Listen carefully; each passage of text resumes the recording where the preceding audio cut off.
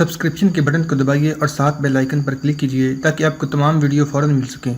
इस वीडियो पसंद आने की सूरत में इसे लाइक, कमेंट और शेयर करना मत भूलें। शेर खान को मालूम था कि भारतीय दहशतगर्दों का कातलाना मज़मूम मंसूबा नाकाम बना दिया गया है और अब भूषण फ़ौरन पिंडी वापस जाकर भारतीय सफारतकार से राब्ता पैदा करेगा और मंसूबे की नाकामी की रिपोर्ट देगा और उससे मज़ीद हिदायत लेगा कि अब उन्हें क्या करना होगा।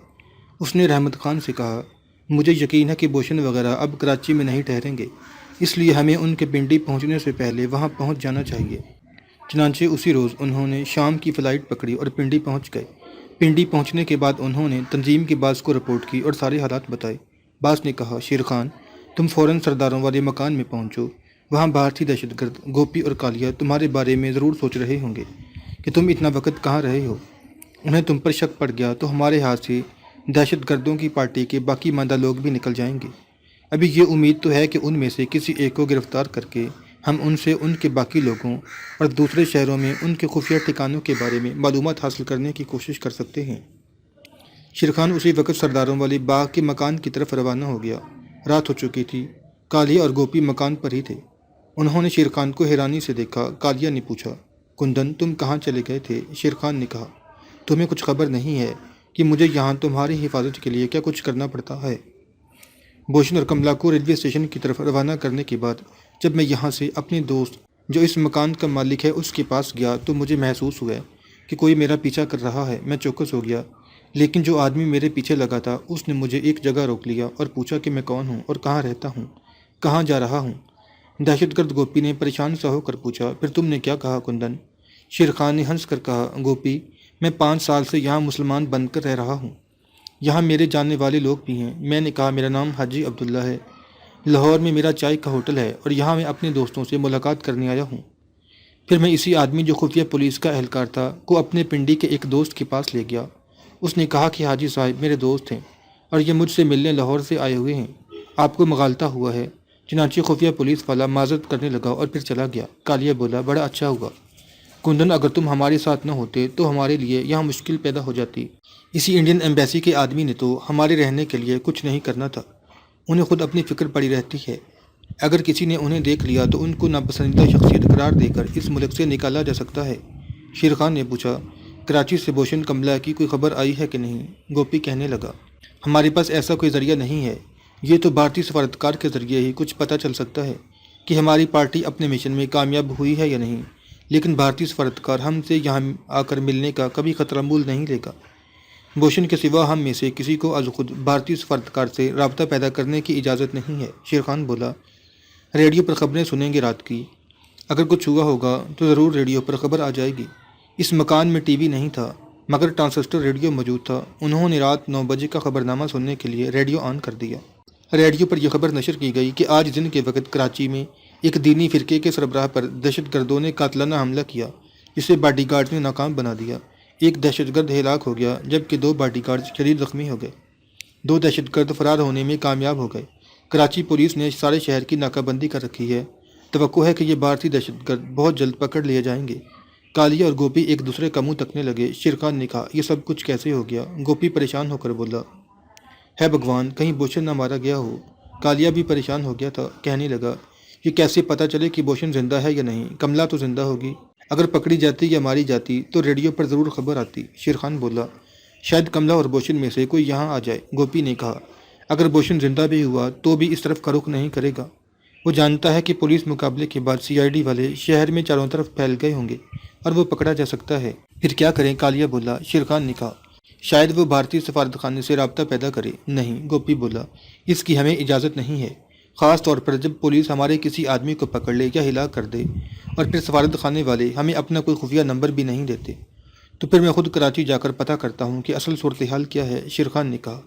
कालिया कहने लगा, तुम्हारे कराची जाने के बाद हमारा यहाँ रहना ठीक नहीं होगा, कुछ भी हो सकता है।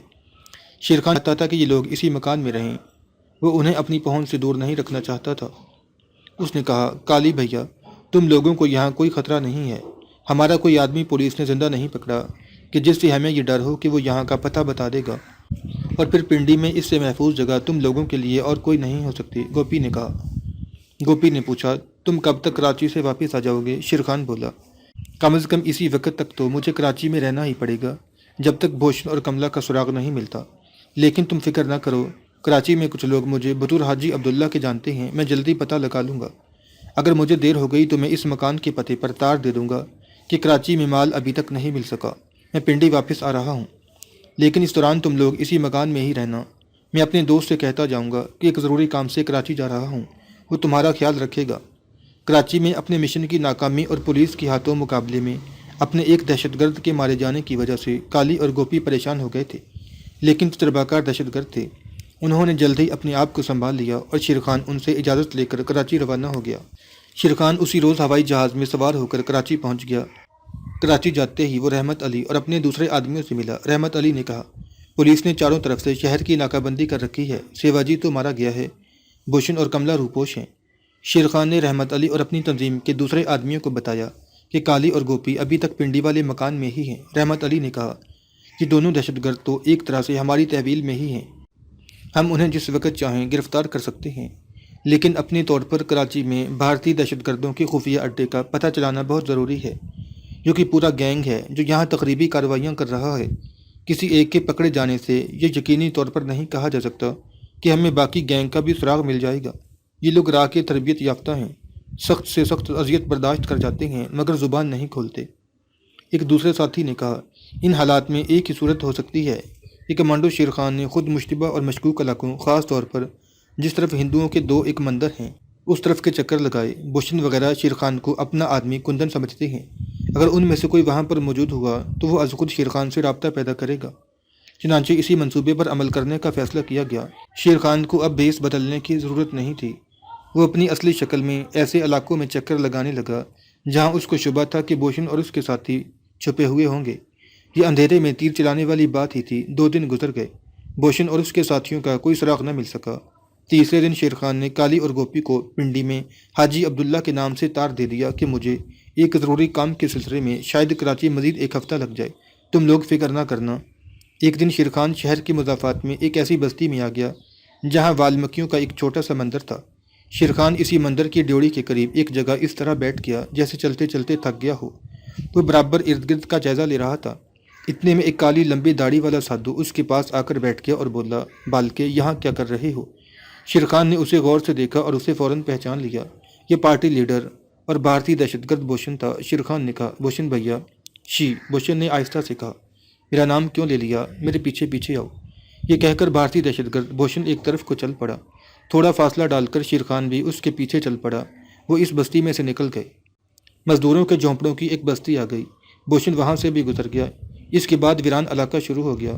ایک طرف چھوٹے چھوٹے بھورے رنگ کے 3-4 ٹیلے تھے۔ بھوشن جوگی کے بیس میں ان ٹیلوں کی طرف بڑا چلا جا رہا تھا۔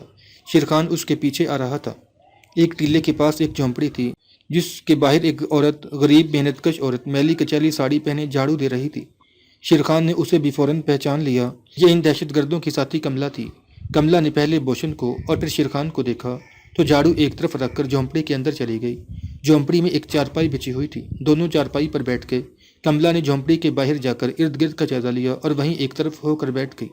بھوشن کہنے لگا، کندن، سارا کام چوپٹ ہو گیا۔ عین وقت پر پولیس کو خبر ہو گئی اور ہم پیر جی کو ختم کرنے میں ناکام ہو گئے۔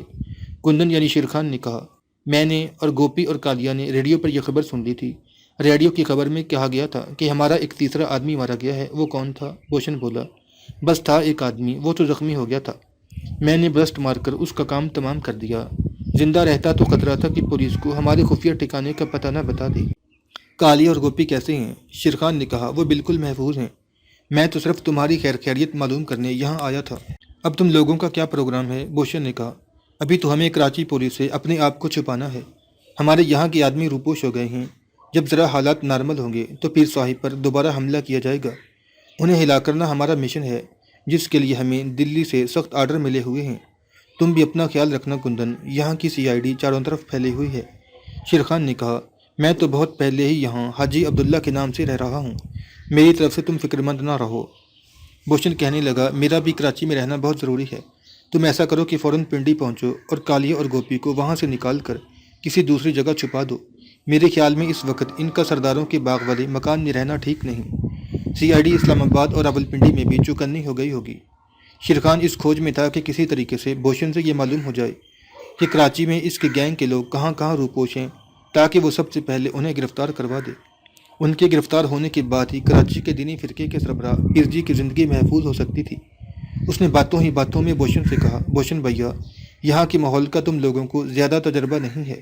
مجھے ڈر ہے کہ تم لوگوں سے ذرا سی بھی غفلت ہو گئی تو کہیں پولیس کے ہتھے نہ چڑھ جاؤ اور ہمارا مشن ناکام نہ ہو جائے۔ بوشن نے پوچھا، تم کیا مشورہ دیتے ہو؟ شیر خان نے کہا، میری نگاہ میں یہاں کراچی میں دو ایک جگہیں ایسی ہیں کہ جہاں تم لوگ بالکل محفوظ ہو کر کچھ وقت گزار سکتے ہو۔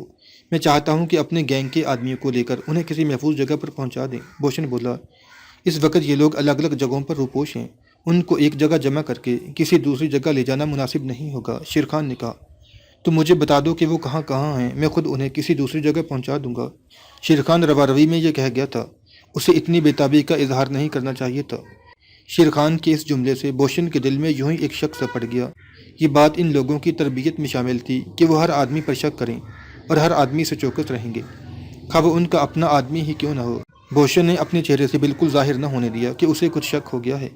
ویسے بھی یہ ابھی شک ہی تھا، اس کا شک غلط بھی ہو سکتا تھا۔ اس نے کہا، نہیں کندن، اس کی ضرورت نہیں ہے۔ تم ایسا کرو کہ فوراً راولپنڈی پہنچ کر کالیہ اور گوپی کو کسی دوسری محفوظ جگہ پر لے جا کر چھپا دو۔ تم خود ہی اسی مکان میں رہنا، میں 2-3 دن میں خود ہی تم سے رابطہ پیدا کر کے تمہیں بتا دوں گا کہ آگے ہمارا کیا پروگرام ہے۔ شیر خان نے اسے مزید خریدنے کی کوشش نہ کی، اس خیال سے کہ کہیں اسے شک نہ پڑ جائے، لیکن شیر خان نہیں جانتا تھا کہ بوشن کے دل میں شک کی ایک ہلکی سی لکیر پیدا ہو چکی ہے۔ شیر خان نے کہا، اچھا تو میں اب چلتا ہوں، شام کو راولپنڈی جانے والی گاڑی مل جائے گی۔ تم نے جیسے کہا ہے میں ویسے ہی کروں گا اور کالیہ اور گوپی کو کسی دوسری جگہ پہنچا دوں گا۔ اچھا، رام رام۔ رام رام، بوشن نے کہا۔ شیر خان جھونپڑی سے نکل گیا۔ اس کے جانے کے بعد بوشن بھی جھونپڑی سے باہر آ گیا۔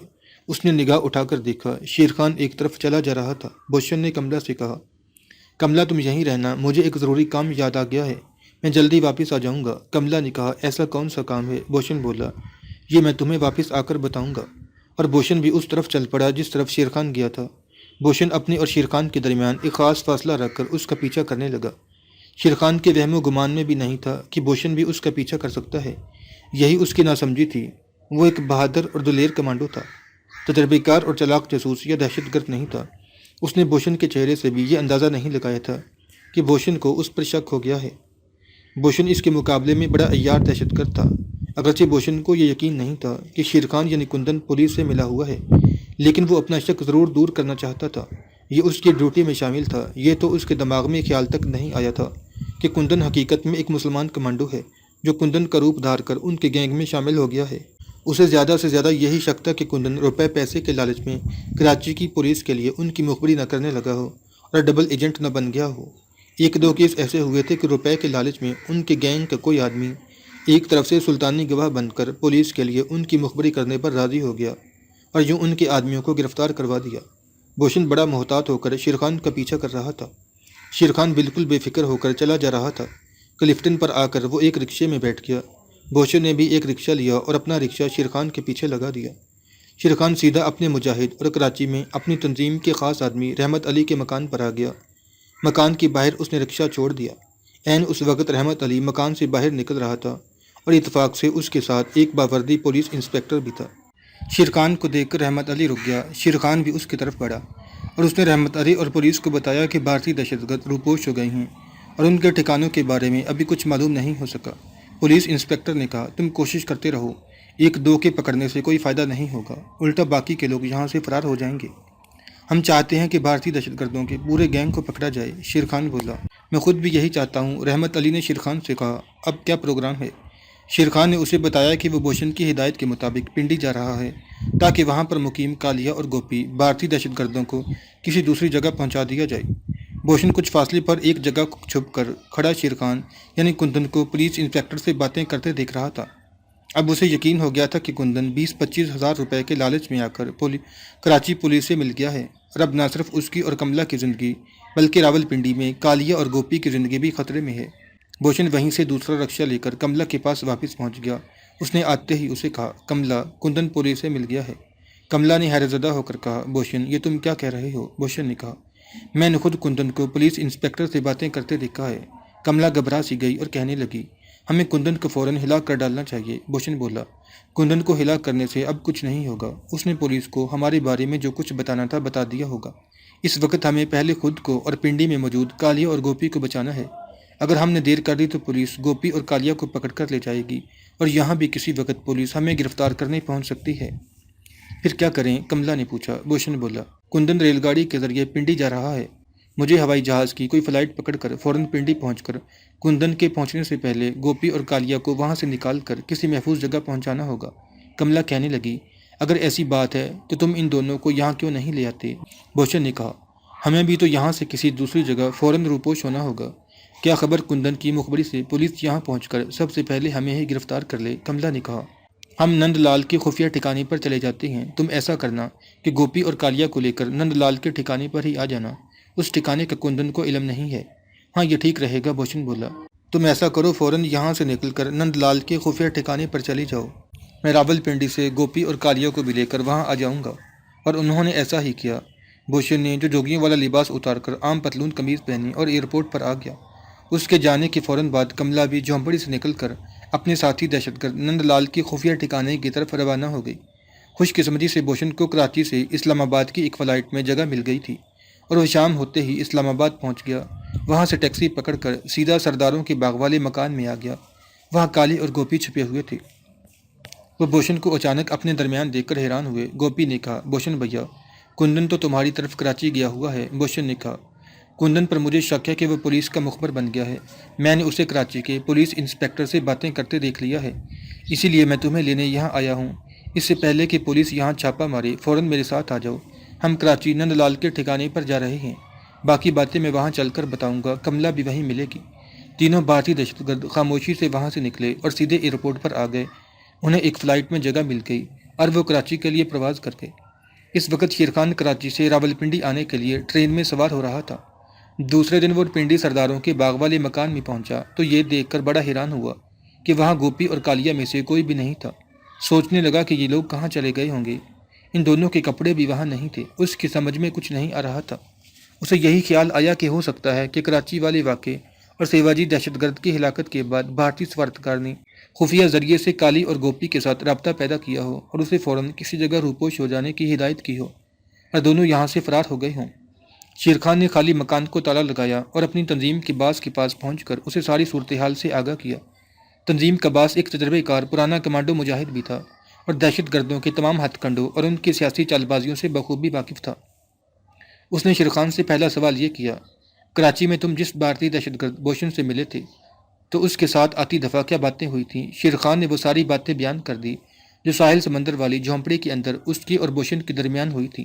جب شیر خان نے یہ کہا کہ میں نے اس سے یہ معلوم کرنے کی 2-3 بار کوشش کی تھی کہ کراچی کے ان کے گینگ کے آدمی کہاں روپوش ہو گئے ہیں، تو باس نے پوچھا، بھوشن نے کیا جواب دیا تھا؟ شیر خان بولا، اس نے مجھے اپنے ساتھی دہشت گردوں کے بارے میں بالکل نہیں بتایا تھا کہ وہ کہاں روپوش ہیں۔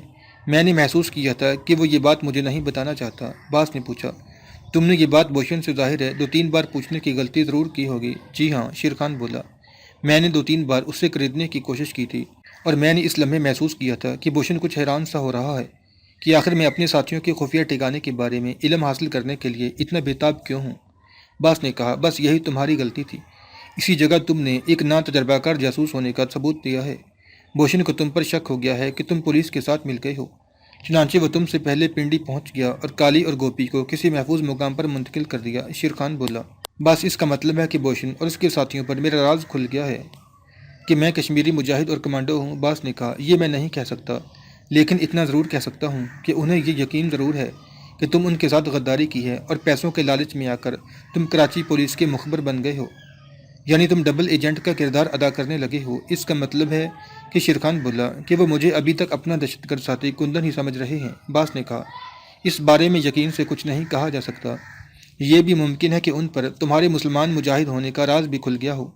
شیر خان کو بڑا افسوس لگا کہ اس کی ذرا سی ناسمجھی اور غلطی سے بھارتی دہشت گردوں کا ایک خطرناک گروہ اس کے ہاتھ سے نکل گیا۔ اس نے باس سے کہا، باس اب آپ مجھے کیا مشورہ دیتے ہیں؟ کیا مجھے کراچی جا کر بھوشن وغیرہ کو تلاش کر کے انہیں یقین دلانے کی کوشش کرنی چاہیے کہ میں نے مخبری نہیں کی اور میں ان کا ساتھی ہی ہوں؟ اس کے جواب میں باس نے کہا، تمہاری یہ غلطی پہلی غلطی سے زیادہ خطرناک ثابت ہو سکتی ہے۔ یہ حماقت نہ کرنا۔ اب اگر تم ان لوگوں کے سامنے گئے تو وہ تمہیں زندہ نہیں چھوڑیں گے۔ ہمارے ہاتھ میں آیا ہوا شکار ہمارے ہاتھ سے نکل گیا ہے۔ اب ہمیں سوچ سمجھ کر کوئی قدم اٹھانا ہوگا۔ شیر خان خاموش ہو گیا۔ باس نے کچھ دیر توقف کرنے کے بعد کہا، تم اب صرف ایک کام کرو، کوئی بیس بدل کر بھارتی سفارتخانے کی نگرانی کرو۔ مجھے یقین ہے کہ اپنے بھارتی سفارتکار سے مزید ہدایات حاصل کرنے کے لیے ان دہشت گردوں میں سے کوئی نہ کوئی ضرور وہاں آئے گا۔ جیسے ہی تمہیں وہ دکھائی دے تم اس کا پیچھا کر کے معلوم کرنے کی کوشش کرو کہ وہ کہاں چھپا ہوا ہے۔ ہم اسی وقت اسے وہاں سے گرفتار کر لیں گے اور پھر اس سے پوچھ گچھ کر کے معلوم کرنے کی کوشش کریں گے کہ اس کے باقی ساتھی کہاں کہاں پر ہیں۔ بس ہمارے سامنے یہی ایک رستہ ہے، دوسرا کوئی رستہ نہیں ہے۔ شیر خان نے کہا، اوکے باس۔ دوسرے ہی روز شیر خان نے ایک ملنگ کا بیس بدلا اور بھارت کے سفارتخانے سے کچھ فاصلے پر ایک درخت کے نیچے بیٹھ گیا۔ ایک دن، 2 دن، 3 دن گزر گئے۔ بھوشن، کالی اور گوپی میں سے کوئی بھارتی دہشت گرد وہاں نظر نہ آیا۔ چوتھے روز شیر خان نے سفارتخانے میں سے ایک جیپ کو نکلتے دیکھا جس کو وہی بھارتی سفارتکار چلا رہا تھا جس سے بھوشن نے اسے ایک بار ملایا تھا اور جو بھوشن وغیرہ کو دلی سے ملنے والی ہدایات سے آگاہ کیا کرتا تھا اور ان کی مالی مدد کیا کرتا تھا۔ جیسے ہی شیر خان نے اس بھارتی سفارتکار کو دیکھا تو فوراً درخت کے نیچے سے اٹھ کر ایک طرف سڑک پر آ کر اس نے خاص اشارہ کیا۔ پنڈی خفیہ پولیس کی ایک جیپ بر وقت شیر خان کی مدد کے لیے وہاں تیار رہتی تھی۔ اس کا اشارہ پاتے ہی جیپ اس کے پاس آ گئی۔ شیر خان اس میں بیٹھ گیا اور ڈرائیور کو بھارتی سفارتکار کی جیپ دور سے دکھا کر کہا، اس کا پیچھا کرو، لیکن پیچھا اس طرح کرنا ہے کہ اگلی جیپ کے ڈرائیور کو ذرا سا بھی شک نہ ہو کہ اس کا پیچھا کیا جا رہا ہے۔ خفیہ پولیس کا ڈرائیور بڑا سمجھدار اور تجربے کار تھا۔ اس نے اپنی گاڑی اگلی جیپ کے پیچھے لگا دی، مگر اس طرح کہ اگلی گاڑی کو ذرا بھی شک نہ ہو۔ اس نے اپنی گاڑی سفارتکار کی گاڑی سے بہت پیچھے رکھی ہوئی تھی۔ شیر خان نے دیکھا کہ بھارتی سفارتکار کی جیپ شہر سے کافی باہر ایک ویرانے میں جا کر ایک ٹیلے کی اوٹ میں کھڑی ہو گئی ہے۔ سفارتکار جیپ میں سے نکل آیا تھا۔ اس کے ہاتھ میں ایک نالی شکاری بندوق تھی۔ وہ یہ ظاہر کرنا چاہتا تھا کہ وہ شہر سے باہر پرندوں کا شکار کرنے آیا ہے۔ شیر خان نے اپنی جیپ دوسرے ٹیلے کی اوٹ میں رکوا دی اور ڈرائیور سے کہا، تم اسی جگہ میرا انتظار کرو گے اور دور سے مجھے دیکھتے رہو گے۔ اگر میں بھارتی سفارتکار کی گاڑی میں بیٹھ کر چلا گیا تو تم واپس چلے جاؤ گے، اگر نہ گیا تو تم اسی جگہ ٹھہرو گے، میں تمہارے پاس آ جاؤں گا۔ یہ کہہ کر شیر خان جیپ سے اتر کر ٹیلے کی دوسری طرف سے ہو کر اس جگہ پہنچ گیا جہاں بھارتی سفارتکار شکاری بندوق ہاتھ میں لیے ایک درخت پر کسی پرندے کو نشانہ بنا رہا تھا۔ جیسے ہی شیر خان اس کے سامنے گیا، بھارتی سفارتکار نے اسے فوراً پہچان لیا اور کہا، تم کندن ہو؟ شیر خان نے کہا، جی مہاراج۔ سفارتکار نے دائیں بائیں نگاہ ڈالی اور پھر شیر خان کو ٹیلے کی اوٹ میں لے گیا اور کہنے لگا، تم روپوش کیوں نہیں ہوئے؟ تمہیں معلوم نہیں کراچی کا مشن ناکام ہونے اور ہمارے ایک آدمی کے مارے جانے کے بعد پولیس تم لوگوں کی تلاش میں جگہ جگہ چھاپے مار رہی ہے؟ شیر خان بولا، سر میں کراچی گیا ہوا تھا۔ اپنے ساتھی سیواجی کے مارے جانے کے بعد ہم لوگ ایک دوسرے سے بچھڑ گئے۔ بھوشن نے مجھے کچھ نہیں بتایا تھا کہ مشن کے ناکام ہونے کی صورت میں مجھے کہاں جا کر چھپنا ہوگا۔ میں 2-3 دن کراچی میں ہی ادھر ادھر بھٹکتا پھرتا رہا، پھر یہ سوچ کر پنڈی آ گیا کہ جا کر کالی اور گوپی کو حالات سے آگاہ کرتا ہوں۔ یہاں آ کر دیکھا کہ یہ دونوں بھی غائب ہیں